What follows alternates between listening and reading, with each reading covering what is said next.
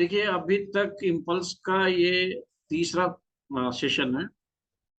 पहले सेशन में हम लोगों ने इम्पल्स के कॉन्सेप्ट पे कंसंट्रेट किया था। दूसरे सेशन में इम्पल्स के प्रॉब्लम्स कुछ देखे थे। तीसरे सेशन यानी आज के सेशन में भी हम इम्पल्स के कुछ प्रॉब्लम देखेंगे। देखिए इसके पहले कि हम वीडियो स्टार्ट करें, कुछ बातें मैं आप लोगों को बता दूं, खास करके उन बच्चों के लिए जो जेई मेंस और एडवांस की तैयारी कर रहे हैं। देखिए बेटा, आपका कॉन्सेप्ट बहुत क्लियर होना चाहिए सब्जेक्ट में। अगर कॉन्सेप्ट क्लियर नहीं है तो आप क्वेश्चन को अप्रोच नहीं कर पाओगे, और वैसे ही कंडीशन में आपका स्कोर जेई मेंस या एडवांस में अच्छा नहीं होता। तो कॉन्सेप्ट क्लियर करने के लिए ध्यान दीजिए, आपको एक टेक्स्ट बुक निश्चित है कि पढ़ना पड़ेगा। एनसीईआरटी जैसे एनसीईआरटी की बुक है, वो टेक्स्ट बुक को बहुत सिंसियरली पढ़िए जिससे कि कॉन्सेप्ट आपका क्लियर हो। इसके बाद आपको क्वेश्चंस आपको अटेम्प्ट करने होंगे, जितने ज्यादा क्वेश्चन अटेम्प्ट कर पाओ करो, जिससे कि कॉन्सेप्ट आपका क्लियर हो, कहीं कोई जो है कमी ना हो कॉन्सेप्ट में। और इसके बाद में देखिए, अगर आप इतना करते हो उसके बाद में आप इस वीडियो को देखोगे तो आपको ये वीडियो यूजफुल लगेंगे, क्योंकि अभी तक आपको ये बात समझ में आया होगा कि जो भी चीज यहाँ डिस्कस किया जा रहा है, खास करके ईच एंड एवरी क्वेश्चन में कुछ ना कुछ नया सीखने को आपको मिलेगा। ठीक है, क्वेश्चन इतने आसान नहीं है। ठीक है, बहुत इजीली नहीं समझ में आएगा। आप सोचते हो कि अगर चलते फिरते वीडियो देखकर आप सीख जाओ, तो नहीं, आपको इसको बहुत सिंसियरली लेना पड़ेगा। आप सिंसियरली लोगे, कायदे से शांति से बैठ के इसको सुनोगे, हो सकता है एक बार में ना समझ में आए, दूसरी बार सुनोगे तो आपको क्लियर होगा। हाँ, ये श्योर है कि अगर आप each and every question clear करते जाओ तो आपका कॉन्सेप्ट इंप्रूव होता जाएगा और फाइनली आप अच्छे पोजीशन में पहुंच जाओगे। कोशिश भी यही है कि इन वीडियो के माध्यम से आपके कॉन्सेप्ट को बेहतर किया जा सके। अगर मान लीजिए वीडियो में मैं जो है कॉन्सेप्ट ओरिएंटेड क्वेश्चन ना डाल के आसान आसान क्वेश्चन डालूं, तो उससे आप खुश हो सकते हो लेकिन आपको कुछ मिलेगा नहीं। आपको जहां पहुंचना है उसके लिए जो है बहुत सिंसियर होने की जरूरत है, और काफी वर्क करना पड़ेगा, बहुत कंसंट्रेट करना पड़ेगा, तभी पहुंच पाओ। अदरवाइज एज ए पढ़ने के लिए तो सब पढ़ रहे हैं, ठीक है, पहुंचने के लिए कितना पहुंच पाते हैं आप भी डिसाइड कर लो क्या करना। ठीक है, तो देखिए इस क्वेश्चन को हम यहाँ से फिर इस क्वेश्चन से वीडियो स्टार्ट करते हैं। इस इलिस्ट्रेशन 4 को समझिए। यहाँ पे एक पुली है जिससे कि एक पैन और एक ब्लॉक अटैच्ड है। इनिशियल में पैन और ब्लॉक दोनों रेस्ट में है, पूरा सिस्टम रेस्ट में है। यहाँ पे एक पार्टिकल है मास का, आके पैन से टकराता है। ठीक है, और जैसे ही टकराएगा पूरा सिस्टम मूव करने लगता है। तो देखिए, ये पार्टिकल पैन से टकरा के स्टिक कर जाता है। ठीक है, तो ठीक टकराने के जस्ट बाद जो सिस्टम में मोशन आ जाएगा, तो आपको ये निकालना है कि किस स्पीड से सेशन ये सिस्टम मूव करने लगेगा। ठीक है, means by which speed the this block will start moving up, and the pan plus this particle moves down just after the impact of the particle with the pan. This is the question. I think question is clear to everyone. So we are going to attempt this question using the concept of impulse. Okay, तो मैंने पहले भी बताया है कि impulse के लिए हम we select a body, we try to write the equation of impulse for a particular part of the system. Okay, here you have a system of pan, a block and a particle. So you have to write the equation of impulse for pan, particle and block, ठीक है, separately. And after that we will calculate finally the velocity speed by which or velocity by which the system moves just after the impact. So देखिए, मैंने ये diagram बनाया, यहाँ से समझिए, ये पैन है, ये पैन है, और यहाँ आपका ये ब्लॉक है। इनिशियल में ये पैन और ब्लॉक रेस्ट में है, मास एम, ब्लॉक का भी मास एम, पार्टिकल यहाँ पे v वेलोसिटी से आ रही है, पैन से स्ट्राइक करेगी। ठीक है, तो सबसे पहले देखिए, पैन से पार्टिकल स्ट्राइक करेगी तो पार्टिकल पे पैन एक नॉर्मल कांटेक्ट फोर्स ऊपर की तरफ लगाएगा। नॉर्मल कांटेक्ट फोर्स ऊपर की तरफ पार्टिकल पे लग रहा है, पैन लगा रहा है। तो सबसे पहले इम्पल्स का इक्वेशन हम पार्टिकल के लिए लिखते हैं। पार्टिकल के लिए हम इम्पल्स का इक्वेशन यहाँ लिखेंगे। तो देखिए, पार्टिकल पे, ये पार्टिकल है, पार्टिकल पे नॉर्मल पैन का ऊपर की तरफ लग रहा है, और ये नॉर्मल ही इम्पल्सिव फोर्स क्रिएट करेगा, नॉर्मल ही इम्पल्सिव फोर्स है, इसके कारण ही इम्पल्स पार्टिकल पे लगेगा। इसका मतलब ये हुआ कि नॉर्मल का चूंकि डायरेक्शन ऊपर की तरफ है, तो अपवर्ड डायरेक्शन में पार्टिकल का मोमेंटम हम प्लस लेंगे, और पार्टिकल का मोमेंटम डाउनवर्ड डायरेक्शन में हमें माइनस लेना है, नेगेटिव लेना है। ठीक है। और पार्टिकल के लिए, पार्टिकल पे जो फोर्स लग रहा है वो कौन सा फोर्स है, एन लग रहा है। This is the internal force for this system, this is the force which pan applies on the particle when particle strikes the pan. So the impulse of this n will be how much? The impulse of this n will be equal to n dt, and this equals to final momentum minus initial momentum. ठीक है, final momentum minus initial momentum of, देखिए final momentum, final momentum particle के लिए आप देखिए हम assume कर रहे हैं कि पूरा सिस्टम इम्पैक्ट के जस्ट बाद बी से नीचे जाने लगा, वी कैपिटल बी से नीचे जा रहा है, तो निश्चित है कि ये पार्टिकल भी बी से नीचे जा रहा होगा, तो फाइनल मोमेंटम पार्टिकल का कितना होगा, एम कैपिटल बी, और ये डाउनवर्ड है, डाउनवर्ड में मोमेंटम नेगेटिव लेना है तो माइनस लेंगे, और फिर यहाँ माइनस है, और इनिशियल मोमेंटम पार्टिकल का कितना है एम बी, वो भी डाउनवर्ड है, तो डाउनवर्ड तो हम पार्टिकल के मोमेंटम को माइनस लेंगे, तो ये हो गया एन डी टी इक्वल्स, ये प्लस हो जाएगा माइनस एम कैपिटल बी, ये पहला इक्वेशन आपका आ गया। ठीक है, ये तो पार्टिकल के लिए हो गया। अब पैन के लिए देखते हैं, पैन के लिए हम इम्पल्स का इक्वेशन लिखेंगे। तो देखिए पैन पे इम्पल्सिव फोर्स किस डायरेक्शन में है, तो पैन पे जब पार्टिकल इससे स्ट्राइक करेगा तो देखिए कौन कौन से फोर्सेस आने हैं। एक तो आएगा नॉर्मल डाउनवर्ड, ये एन मैग्नीट्यूड में उतना ही होगा जितना पार्टिकल पे पैन ने लगाया था। दूसरी बात, एक स्ट्रिंग में टेंशन में इंक्रीज होगा एकदम से। ठीक है, जितने समय के लिए एन डाउनवर्ड लगेगा उतने समय के लिए टेंशन में इंक्रीज होगा, तो इंक्रीमेंटेड टेंशन हम टी लिख रहे हैं, ये इंक्रीमेंटेड टेंशन है। देखो नो डाउट इस स्ट्रिंग में पहले से टेंशन होगा, वो टेंशन ये नहीं है, इस टकराने के कारण जो इंक्रीमेंट टेंशन है वो टेंशन है। तो ये दो फोर्सेस लग रहे हैं, दोनों इंपल्सिव फोर्सेस हैं पैन पे। तो पैन के लिए इंपल्स का इक्वेशन क्या होगा, तो देखिए इन दोनों फोर्सेस के साथ में ये पैन डाउनवर्ड जा रहा है, इसका मतलब ये हुआ कि एन का इंपल्स टी के इंपल्स से ज्यादा होगा तभी डाउनवर्ड जा रहा है। तो हम क्या लिखेंगे, एन माइनस टी करेंगे, ठीक है, और डी टी, ये पैन पे नेट इंपल्स हुआ downward, N minus T net impulse, N minus T D T, इसको इंटीग्रेट करेंगे तो पैन पे नेट इंपल्स डाउनवर्ड आएगा। ठीक है, और पैन पे नेट इंपल्स ये डाउनवर्ड आया, तो डाउनवर्ड निश्चित है कि मोमेंटम पैन का पॉजिटिव लेना है, और अपवर्ड पैन का मोमेंटम नेगेटिव लेना है। ये पैन के लिए अपनी इंपल्स का इक्वेशन लिखना है, तो this term will be equal to final momentum of the pan minus initial momentum of the pan. Final momentum में देखिए पैन वी से डाउनवर्ड जा रहा है और डाउनवर्ड मोमेंटम को प्लस लेना है, तो आप लिखोगे एम कैपिटल पी, और इनिशियली पैन रेस्ट में था तो जीरो हो जाएगा। तो दूसरा इक्वेशन आया this one, D T equals M B. अब यहाँ से इसी इक्वेशन को लिख सकते हैं N D T minus T D T equals M B, this is second equation, ये हमने पैन के लिए लिखा। अब लास्टली हमें इस ब्लॉक के लिए लिखना है। तो देखिए जैसे ही ये पार्टिकल यहाँ स्ट्राइक करेगा तो ब्लॉक के ऊपर दो फोर्सेस इंपल्सिव फोर्सेस अराइज होंगी, इस ब्लॉक के ऊपर दो इंपल्सिव फोर्सेस अराइज होंगे, एक दो नहीं बल्कि वन इंपल्सिव फोर्स अराइज होगा, वो होगा ऊपर की तरफ, और जो कि इंक्रीमेंट इन टेंशन है जिसको हम टी लिख रहे हैं। ठीक है, तो इंक्रीमेंटेड टेंशन जो है यहाँ पे अराइज हुआ किसके लिए, ब्लॉक के लिए।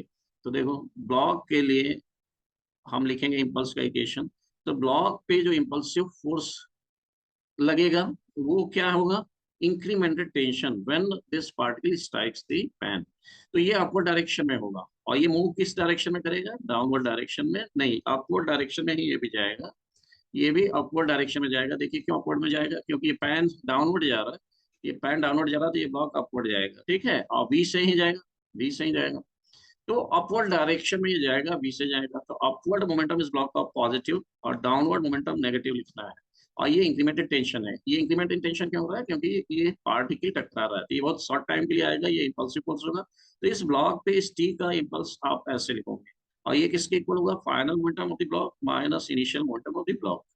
Now final momentum of the block कितना हुआ, that is m into capital B। Upward direction में मोमेंटम होगा, अपवर्ड डायरेक्शन पॉजिटिव है तो प्लस हो गया, और इनिशियल मोमेंटम ब्लॉक का 0 है। तो ये आ गया थर्ड इक्वेशन। अब हमारे पास ये 3 इक्वेशंस हैं, इन तीनों इक्वेशन को सॉल्व करना है। ठीक है, तो देखिए थर्ड इक्वेशन में ये वैल्यू आपने निकाल दी, सेकंड इक्वेशन में ये वैल्यू पुट कर सकते हैं, और इसी तरह से फर्स्ट इक्वेशन में हम ये वैल्यू निकाल ली, तो ये भी सेकंड इक्वेशन में पुट कर सकते हैं। तो सेकंड इक्वेशन में, सेकंड इक्वेशन क्या था, N D T minus T D T equals M capital B. तो एन डी टी की वैल्यू आ गई एम बी, ये वैल्यू पुट करेंगे। देखिए एन डी टी की वैल्यू फर्स्ट इक्वेशन से हम पुट करेंगे, वो कितनी होगी, M B minus M B, that is M B minus M capital B. और यहाँ पे टी डी टी की थर्ड इक्वेशन से वैल्यू पुट करेंगे, तो यहाँ पे कितना आएगा, ये minus M capital B, that is M B. Finally हम क्या लिख सकते हैं, M B minus two M capital B equals M capital B. This gives you 3m capital B equals M B. M M cancel हो जाएगा, हमें ये B calculate करना था, दैट इज बी बाई 3। तो this is the final answer. इस velocity से just after the impact of the particle pan will start moving downward. I think this question is clear to everyone. Okay, so let us move to the next one. चलिए इस question को देखते हैं। Next question है, इस question में देखिए 2 kg का ब्लॉक यहाँ फ्रिक्शनलेस सरफेस पर रखा हुआ है, और 1 kg का ब्लॉक यहाँ आप देख रहे होंगे। देखिए स्टार्टिंग में स्ट्रिंग में कोई टेंशन नहीं था, यानी ब्लॉक को कुछ ऊपर से, ब्लॉक बी को कुछ ऊपर से आप ड्रॉप करोगे, कुछ ऊपर से ड्रॉप करोगे, समझना इस कैसा क्वेश्चन है। इसमें यहाँ पे एक पुली है, ये पुली है, और यहाँ एक ब्लॉक है, दिस इज द ब्लॉक, एक ब्लॉक नीचे है। देखिए this is a block which is here, and initially this string is not taught, this is slag string, ठीक है, कुछ ऐसा कुछ है। तो आप इसको जब यहाँ से छोड़ते हो, this is block A, this is the block B, जब यहाँ से आप इसको छोड़ते हो तो ये कुछ नीचे आएगा, तो स्ट्रिंग में टेंशन आएगा। यहाँ से ये कुछ नीचे जब आएगा तो स्ट्रिंग में टेंशन आएगा। इस क्वेश्चन में ये दिया हुआ है कि जब ये H इक्वल्स 0.5 मीटर, यानी कि 0.5 मीटर नीचे आता है, U0 से ये यहाँ स्टार्ट करेगा, यहाँ इतना नीचे जब आएगा तो इसके पास कुछ वेलोसिटी होगी, उस समय ये स्ट्रिंग टाइट होती है। ठीक है, तो देखिए the system is release from rest and it becomes taut. The string becomes taut when V falls at distance 0.5. Then you have to calculate the common velocity of the two blocks just after the string becomes taut. हमको क्या पहला निकालना है, first calculate करना है common velocity, common velocities of the blocks just after the string becomes taut. After the string becomes taut, ये आपको calculate करना है। तो देखिए पहले तो ये स्ट्रिंग के टॉट होने के पहले ये block B block H height fall करेगा, तो इसकी वेलोसिटी कितनी होगी, इसकी वेलोसिटी v हो जाएगी √2gh। देखो U0 से ये फॉल कर रहा है, एच हाइट फॉल करेगा, तो इसकी वेलोसिटी इतनी होगी। तो पहले ये वेलोसिटी कैलकुलेट कर लो। चलिए g की वैल्यू हम 10 ले लेते हैं, और ये 0.5, सो दिस बिकम्स हाउ मच, इसको आप सॉल्व कर लीजिए, √10 मीटर पर सेकेंड आएगा। ठीक है, तो स्ट्रिंग के टाइट होने के पहले इस ब्लॉक में इतनी वेलोसिटी थी। अब क्या होगा, स्ट्रिंग विल बिकम टॉट, ठीक है, तो अब क्या होगा, there will be snap of the tension on this block B in the upward direction. क्या होगा, ध्यान से समझिए, जैसे स्ट्रिंग टाइट हुआ तो एक टेंशन आएगा स्ट्रिंग में अपवर्ड डायरेक्शन, ये टेंशन आया स्ट्रिंग में अपवर्ड डायरेक्शन में, जिसका इंपल्स जो है इस ब्लॉक पे एक्ट करेगा। तो इस इंपल्स के कारण, ठीक है, ये जो पहले वेलोसिटी, ये टेंशन टी आने के पहले जो वेलोसिटी भी थी, अभी वेलोसिटी चेंज हो जाएगी, इसकी वेलोसिटी चेंज हो जाएगी, फाइनल वेलोसिटी इसकी मान लो कि बी डैश। तो इसका मतलब क्या हुआ, स्ट्रिंग के टाइट होने के ठीक बाद ये बी डैश से डाउनवर्ड मूव करने लगे, और ये भी बी डैश से राइट डायरेक्शन में मूव करने लगे। ब्लॉक ए का मास दिया है 2 kg, और ब्लॉक बी का मास दिया है 1 kg, ठीक है। तो ये कंडीशन है। तो पहले तो इतना एक्साइड गिरता है तो इतनी वेलोसिटी गेन करेगा, और ठीक जो है उसी समय स्ट्रिंग टाइट होगा तो एक इम्पल्स टी का इम्पल्स लगेगा बी पे ऊपर की तरफ, जिसके कारण इसकी स्पीड वी से वी डैश हो जाएगी। और वही देखो टी का इम्पल्स इसमें भी लगेगा, ए में भी लगेगा राइट वर्ड, जिसके कारण उतनी ही वेलोसिटी ब्लॉक की गेन कर लेगा जितनी की बी ब्लॉक की है, ठीक है।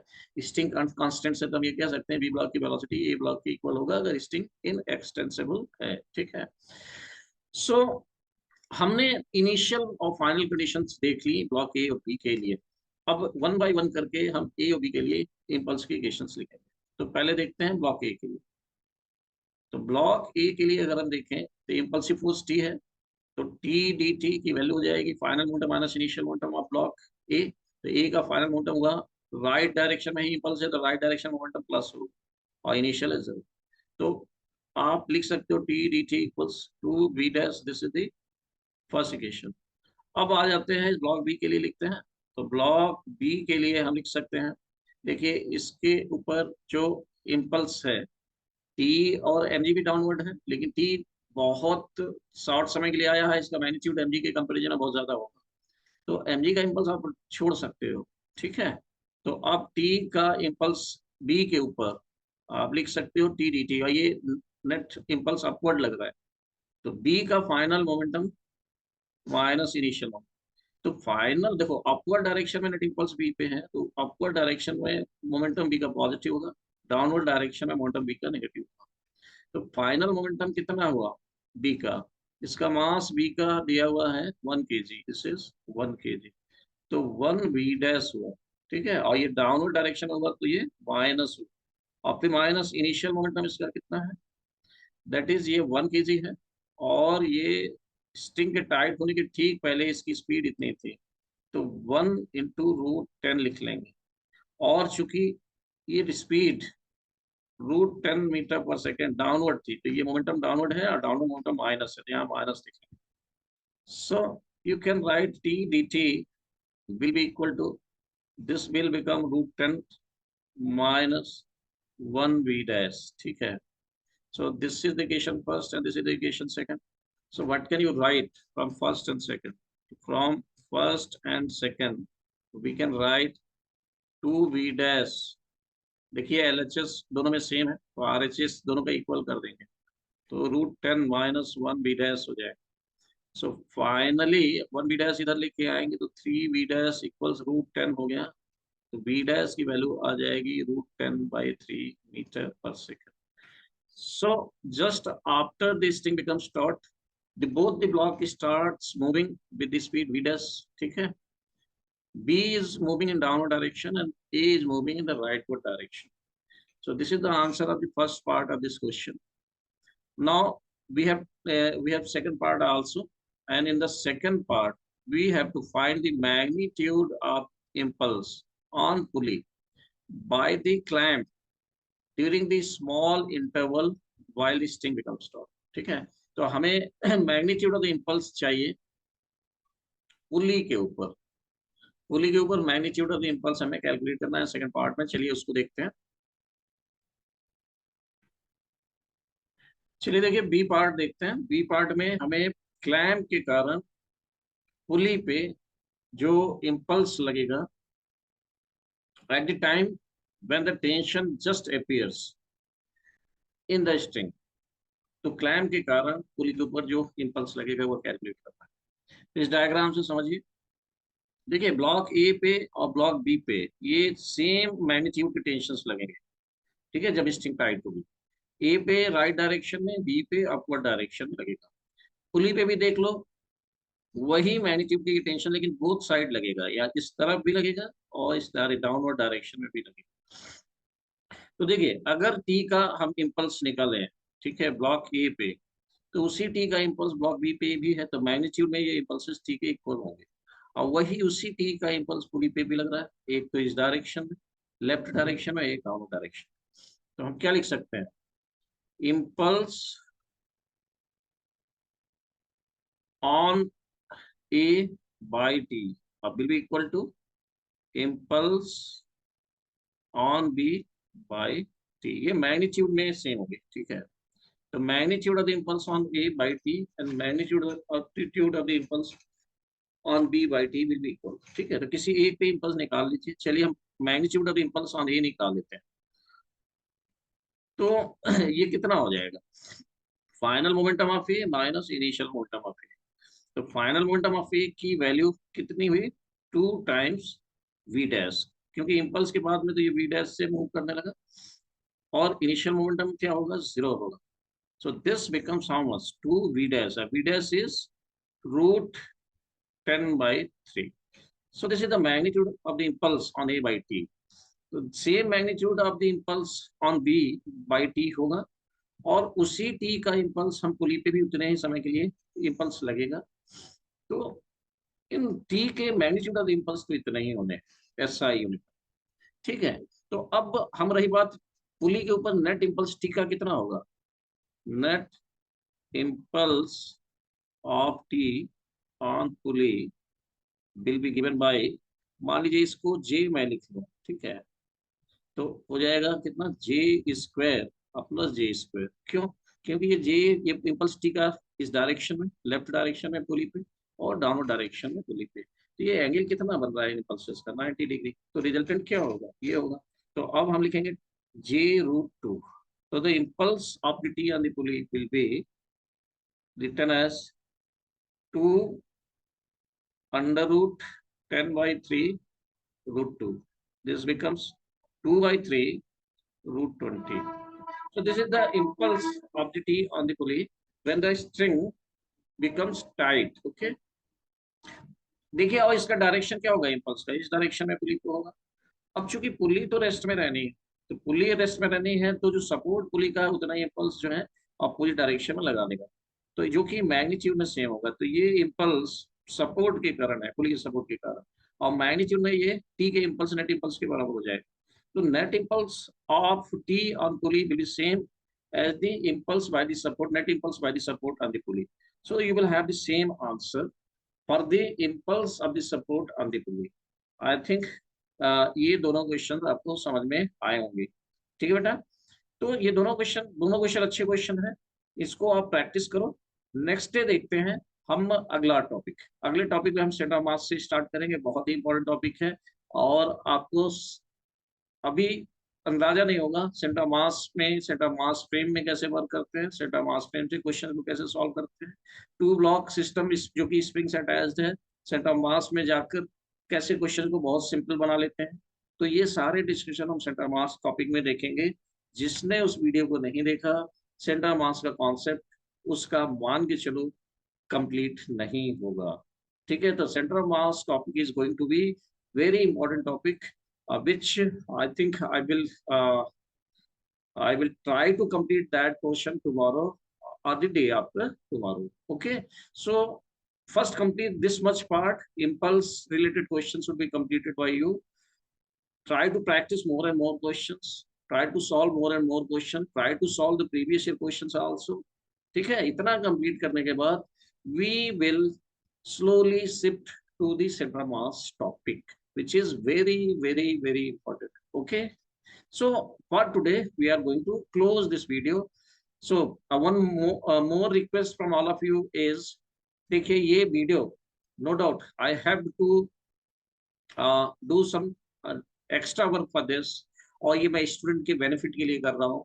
तो आप इस वीडियो को स्प्रेड करने में आप अपना सहयोग दीजिए, और सब्सक्राइब कीजिए, शेयर कीजिए, जिससे कि ये वीडियो ज़्यादा से ज़्यादा लोगों तक पहुँचे, ठीक है, ज़्यादा से ज़्यादा लोगों को बेनिफिट हो। ओके बेटा, thank you everyone, thank you.